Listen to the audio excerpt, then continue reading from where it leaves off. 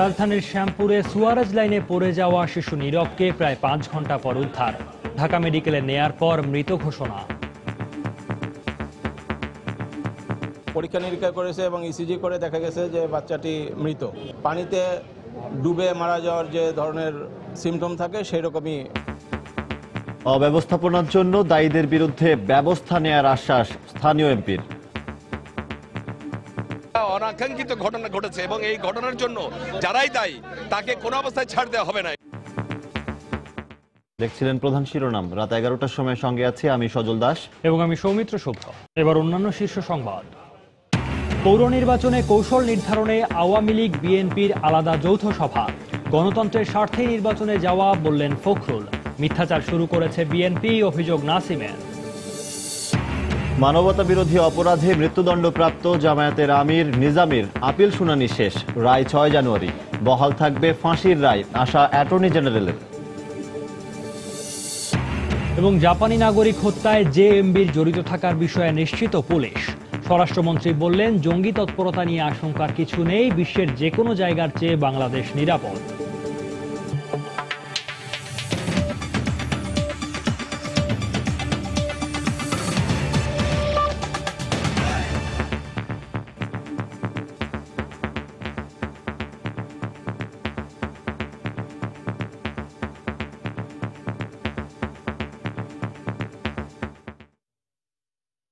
অবশেষে সুয়ারেজ লাইনে পড়ে যাওয়ার প্রায় 5 ঘন্টা পর উদ্ধার করা হয় শিশু নীরবকে।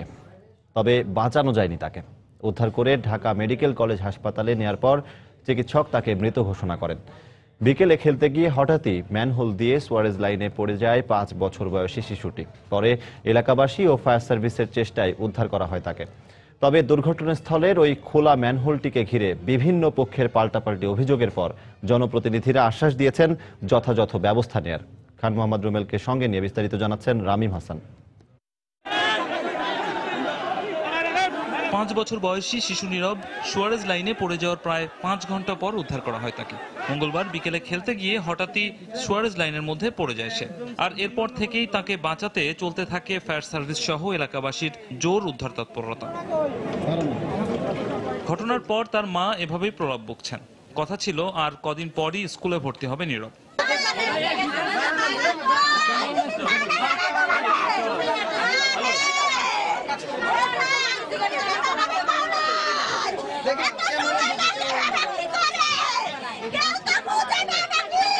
তবে অভিযোগ আছে ওই এলাকার সেই সুয়ারেজ লাইন দিয়ে প্রভাবিত হয় বিভিন্ন ফ্যাক্টরির দূষিত বর্জ্য, আর তা নিয়েও চলছে পাল্টাপাল্টি দোষারোপ। এখানে আমাদের 250-300 ফ্যাক্টরি আছে। প্রত্যেক ফ্যাক্টরিতে নির্দিষ্ট করা আছে যে এইখানকার এই যে ইটা ড্রেনেজ ব্যবস্থা, ময়লা টয়লা পরিষ্কার করার জন্য একটা ফিক্সড টাকা উঠে এই টাকাটা এইখানে হওয়ার কথা, কিন্তু এই টাকাগুলো কোথায় যাচ্ছে তারা এটা জবাব দেবে।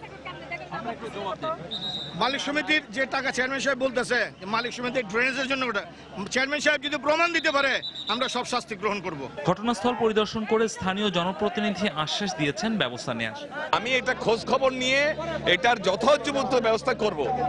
এটা অমানবিক ঘটনা এবং এই ঘটনার জন্য যারাই দায়ী তাকে কোনো অবস্থায় ছাড় দেওয়া হবে না ইনশাআল্লাহ। এসব ঘটনা যখন ঘটছে তখনও কেউ নিশ্চিত নয় শিশুটি জীবিত না মৃত। রাত 9টার দিকে নীরবকে উদ্ধার করে নেওয়া হয় ঢাকা মেডিকেল কলেজ হাসপাতালের জরুরি বিভাগে। কর্তব্যরত ডাক্তার জানায় বেঁচে নেই নীরব। আমাদের এখানে রাত 9টার সময় এই বাচ্চাটি এখানে এসেছে। পরীক্ষা নিরীক্ষা করেছে এবং ইসিজি করে দেখা গেছে যে বাচ্চাটি মৃত এবং এটি পানিতে ডুবে মারা যাওয়ার যে ধরনের সিমটম থাকে সেই রকমই অবস্থা দেখা দিয়েছে, অর্থাৎ এটি পানিতে ডুবে যে মারা যায় সেরকম। গত বছর 26শে ডিসেম্বর রাজধানীর কমলাপুরের ওয়াসার খোলা পাইপের মধ্যে পড়ে মারা যায় 4 বছর বয়সী শিশু জিহাদ।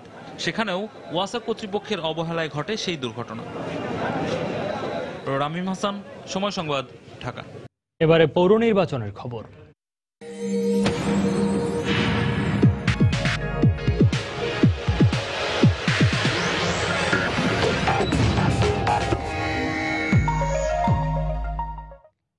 দেশের নির্বাচনের নামে প্রহসন চলছে অভিযোগ করে বিএনপি চেয়ারপারসন বেগম খালেদা জিয়া বলেছেন, বর্তমান অথর্ব নির্বাচন কমিশনের কাছ থেকে সুষ্ঠু নির্বাচন আশা করা যায় না। রাতে রাজধানীর গুলশানে চেয়ারপারসনের কার্যালয়ে নেতাকর্মীদের সঙ্গে মতবিনিময় সভায় বক্তব্য রাখেন বেগম জিয়া। এ সময় নির্বাচন কমিশনকে সুষ্ঠু নির্বাচন অনুষ্ঠানের জন্য তাগিদ দেন ২০ দলীয় জোট নেত্রী। আজকে দেশে গণতন্ত্র নেই, জনগণের কথা বলার অধিকার নেই, বিচার বিভাগের স্বাধীনতা নেই, আইনের শাসন নেই, সুশাসন নেই। এই নির্বাচন কমিশন তো একটা অথর্ব। আমরা বলেছি এই নির্বাচন কমিশনের কাছ থেকে কোনোদিন আমরা সুষ্ঠু বা ফেয়ার নির্বাচন আশা করতে পারি না, পাবো না। কারণ এই নির্বাচন হলো হাসিনার পদলেখী একটা নির্বাচন কমিশন।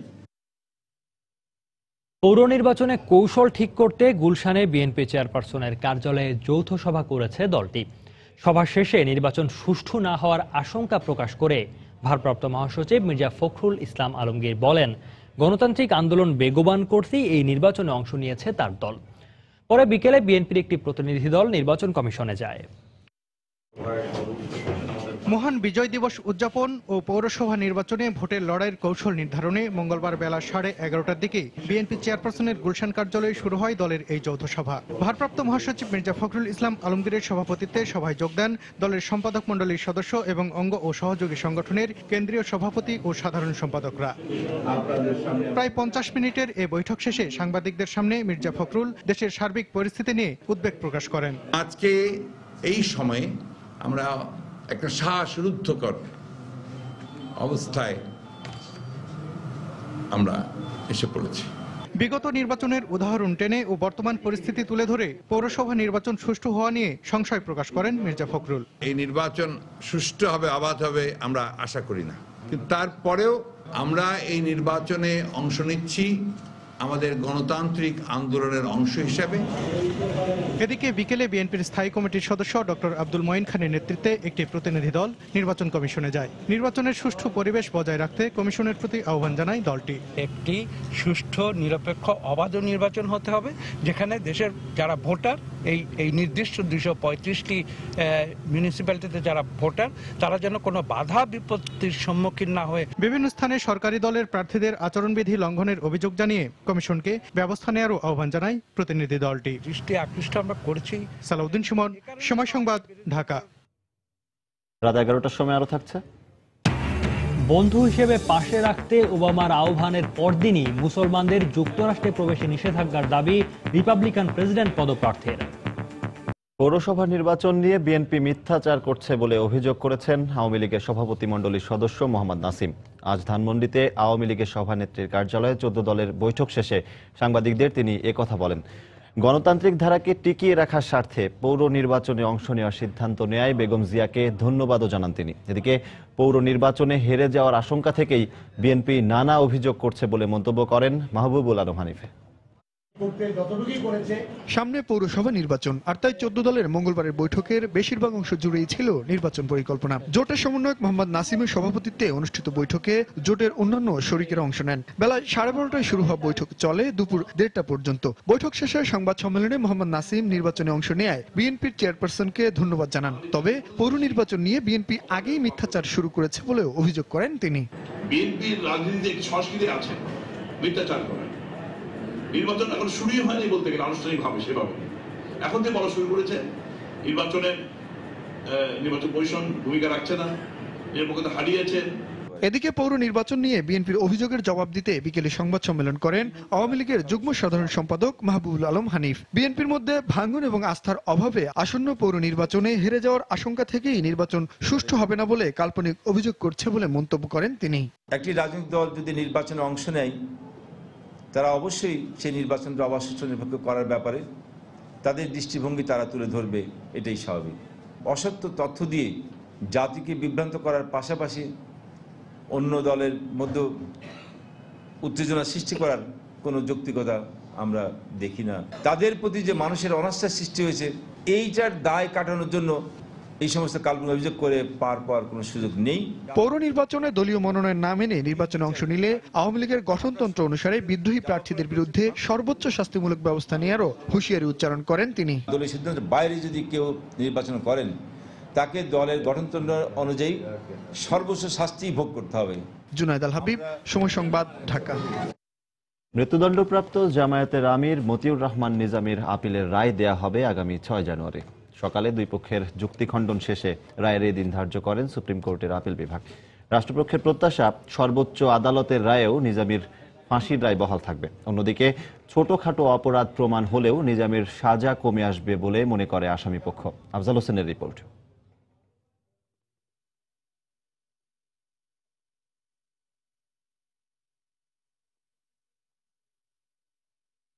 দর্শক, কারিগরি ত্রুটির জন্য আমরা একটু সময় নিচ্ছি, রিপোর্টটি আমরা দেখব একটু পরেই। আলবদর কমান্ডার মুজাহিদের ফাঁসি কার্যকরের পর এবার বদরের শীর্ষ নেতা মতিউর রহমান নিজামীর আপিল নিষ্পত্তি করতে যাচ্ছে সুপ্রিম কোর্ট। মঙ্গলবার আসামিপক্ষের যুক্তি খণ্ডন শেষে প্রধান বিচারপতি এস.কে. সিনহার নেতৃত্বে আপিল বিভাগের 4 সদস্যের বেঞ্চ জানান, আগামী 6 জানুয়ারি আপিলের রায় ঘোষণা করবেন তারা। অ্যাটর্নি জেনারেল মাহবুব আলমের প্রত্যাশা, আপিলের রায়েও নিজামীর মৃত্যুদণ্ড বহাল থাকবে। বুদ্ধিজীবীদের হত্যার ব্যাপারে যদি মতিউর রহমান নিজামী কোনো শাস্তি না পান, বিশেষ করে দৃষ্টান্তমূলক শাস্তি অর্থাৎ মৃত্যুদণ্ড, তাহলে আমাদের বহুদিনের প্রত্যাশা সেটা একদম ফ্রাস্ট্রেটেড হবে। আলী হাসান মুজাহিদ, কামরুজ্জামান বা কাদের মোল্লা, এরা সবাই ছিল মতিউর রহমানের অধীনস্থ, সাবঅর্ডিনেট। সুতরাং সাবঅর্ডিনেটরা যেখানে শাস্তি পেয়েছে, সেখানে যদি তাদের নেতা শাস্তি না পায় তাহলে ঠিক হবে না। যদিও আসামিপক্ষ মনে করেন সাক্ষ্য প্রমাণে অপরাধ প্রমাণিত হলেও আপিলের রায়ে তার দণ্ড কমে আসবে। যে সাক্ষী প্রমাণ আছে সেই সাক্ষী প্রমাণের ভিত্তিতে আসামি নির্দোষ প্রমাণিত হবে এবং তার যে কালপাবিলিটি সেটা বিবেচনা করে তার ব্যাপারে যদি সাজাও দেওয়া হয়, সেক্ষেত্রে কোনো অবস্থায় তাকে এক্সট্রা গ্রুপ লঘুদণ্ড দেওয়া হবে। আলবদরের এই নেতার বিরুদ্ধে গত বছরের 29 অক্টোবর বুদ্ধিজীবী হত্যার পরিকল্পনা এবং পাবনার 3টি গ্রামে গণহত্যার 4টি অপরাধের দায়ে মৃত্যুদণ্ড দেন আন্তর্জাতিক অপরাধ ট্রাইব্যুনাল। এই রায়ের বিরুদ্ধে খালাস চেয়ে একই বছরের 23 নভেম্বর আপিল করেন নিজামী। আফজাল হোসেন, সময় সংবাদ, ঢাকা। রাত 11টার সময় আরও থাকছে। বিপিএল এ চিটাগাংকে 45 রানে হারিয়ে প্লে অফ অনেকটা নিশ্চিত করল ঢাকা ডায়নামাইটস। আরেক ম্যাচে কুমিল্লাকে 21 রানে হারিয়ে পয়েন্ট টেবিলের শীর্ষে রংপুর। পৌর নির্বাচনকে প্রশ্নবিদ্ধ ও কলুষিত করতেই বেগম জিয়া প্রচারে নামতে চাইছেন বলে মন্তব্য করেছেন খাদ্যমন্ত্রী অ্যাডভোকেট কামরুল ইসলাম। বাংলাদেশ আওয়ামী স্বেচ্ছাসেবক লীগের কামরাঙ্গীর চর থানা শাখা আয়োজিত এক সম্মেলনে তিনি বক্তব্য রাখেন। বিকেলে স্বেচ্ছাসেবক লীগের কামরাঙ্গীর চর থানা শাখার ত্রিবার্ষিক সম্মেলন 2015 অনুষ্ঠিত হয়। সম্মেলনে বিশেষ অতিথি ছিলেন স্বেচ্ছাসেবক লীগের সভাপতি পঙ্কজ দেবনাথ। পৌর নির্বাচন যাতে আনন্দঘন পরিবেশে হয়, সেজন্য নেতাকর্মীদের মাঠে সক্রিয় থাকার আহ্বান জানান খাদ্যমন্ত্রী।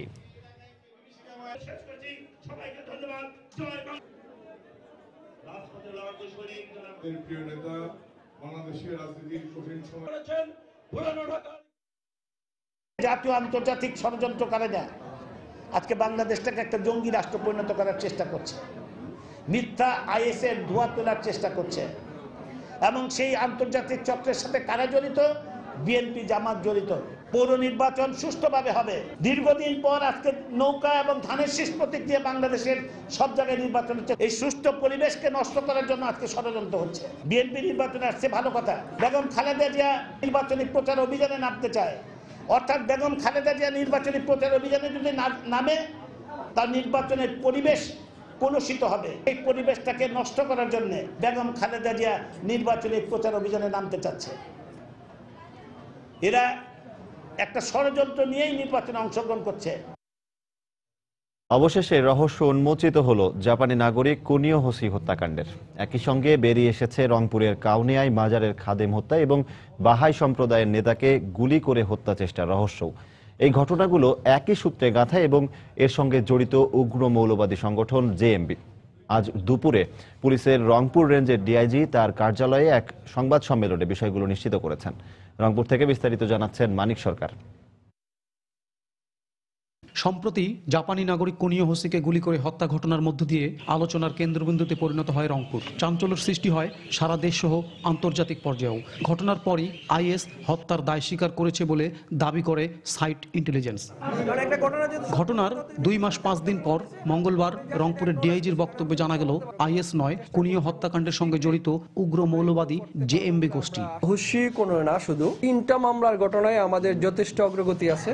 তা কিভাবে পরিকল্পনা করেছে, কিভাবে হত্যা করেছে, প্রতিটি ঘটনার বিস্তারিত বিবরণ আদালতে দিয়েছে। উগ্রপন্থী যে মৌলবাদী সংগঠন জেএমবির তারা সদস্য।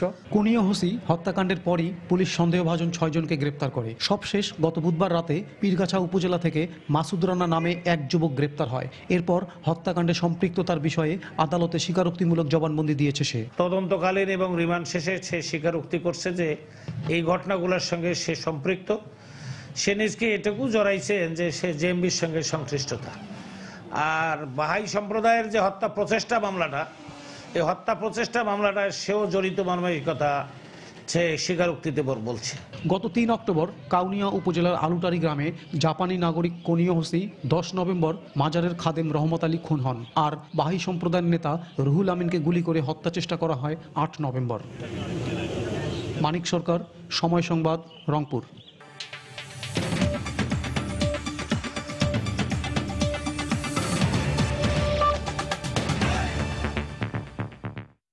যুক্তরাষ্ট্রে মুসলমানদের প্রবেশ নিষিদ্ধ করার বিষয়ে আগামী প্রেসিডেন্ট নির্বাচনে রিপাবলিকান দলের মনোনয়ন প্রার্থী ডোনাল্ড ট্রাম্পের বক্তব্যের নিন্দা জানিয়েছে প্রেসিডেন্টের দপ্তর। হোয়াইট হাউস মুখপাত্র বলেন, প্রেসিডেন্ট ওবামা সন্ত্রাস দমনে মুসলমানদের সঙ্গে নিয়ে কাজ করার আহ্বান জানানোর পরদিনই এমন উস্কানিমূলক বক্তব্য দিয়ে মার্কিন সমাজকে বিভক্ত করতে চাইছেন তিনি। এই বক্তব্যে সমালোচনার ঝড় উঠেছে যুক্তরাষ্ট্রের মুসলিম নেতৃবৃন্দ ও জনগণের মধ্যেও। এর আগে মুসলমানদের প্রবেশ নিষিদ্ধ করার পাশাপাশি যুক্তরাষ্ট্রের সব মসজিদ বন্ধ করে দেওয়ার দাবি জানান ট্রাম্প। ট্রাম্পের বিবৃতিতে বলা হয়, মুসলমানরা মার্কিনীদের ঘৃণা করে যা এদেশের জন্য হুমকি স্বরূপ। এছাড়াও এ ধরনের সন্ত্রাসী হামলার সঠিক কারণ বের না করা পর্যন্ত সীমান্ত বন্ধ রাখারও আহ্বান জানান তিনি। সম্প্রতি ক্যালিফোর্নিয়ার স্যান বার্নার্ডিনোতে বন্দুকধারীর হামলায় 14 জন নিহত ও 21 জন আহত হন। এই ঘটনায় যে তরুণ দম্পতিকে দায়ী করা হয়েছে তারা দুজনই মুসলমান হওয়ায় যুক্তরাষ্ট্রে মুসলমানদের নিয়ে আলোচনা সমালোচনা শুরু হয়।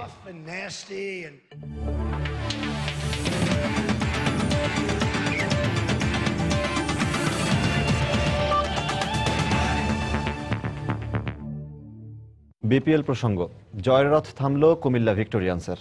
টানা 3 ম্যাচ জয়ের পর রংপুর রাইডার্সের কাছে হারল 21 রানে। জহুরুল ইসলামের ব্যাটিং নৈপুণ্যে রংপুরের 153 রান তাড়া করতে নেমে 132 রানেই গুটিয়ে যায় কুমিল্লা। এই হারে পরিবর্তন এসেছে পয়েন্ট টেবিলেও। কুমিল্লাকে পেছনে ফেলে এখন বিপিএল এর শীর্ষ দল সাকিবের রংপুর রাইডার্স। টস হেরে ব্যাট করতে নেমে শুরুতেই বিপর্যয়ে পড়ে রংপুর রাইডার্স। 5 রান করে আবু হায়দার রনির বলে শুভাগত হোমের হাতে ক্যাচ তুলে আউট হন সৌম্য সরকার। 20 রান করে কামরুলের শিকার হন অধিনায়ক সাকিব। তবে বিপর্যয় সামলে জহুরুল ইসলাম অপরাজিত থাকেন 62 রানে। 153 রানে থামে রংপুরের ইনিংস। জবাবে 154 রানের টার্গেটে ব্যাট করতে নেমে দারুণ শুরু করে কুমিল্লা। মাহমুদুল, শেহজাদ, জাইদি ও শুভাগত ব্যাট হাতে ব্যর্থ হলে বিপর্যয়ে পড়ে কুমিল্লা। শেষ পর্যন্ত 132 রানেই গুটিয়ে যায় ভিক্টোরিয়ান্সের প্রতিরোধ।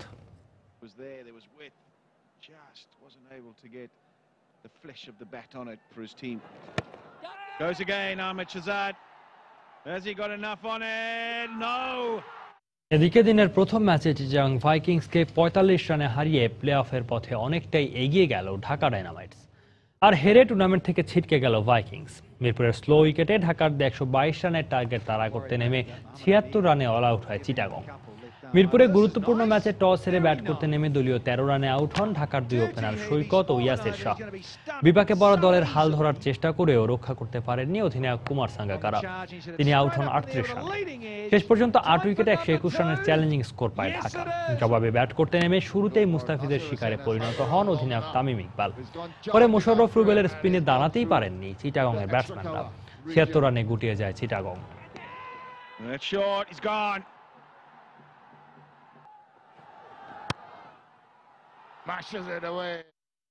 রাত 11টার সময় এ পর্যায়ে শীর্ষ সংবাদ জানিয়ে দিচ্ছি আরেকবার।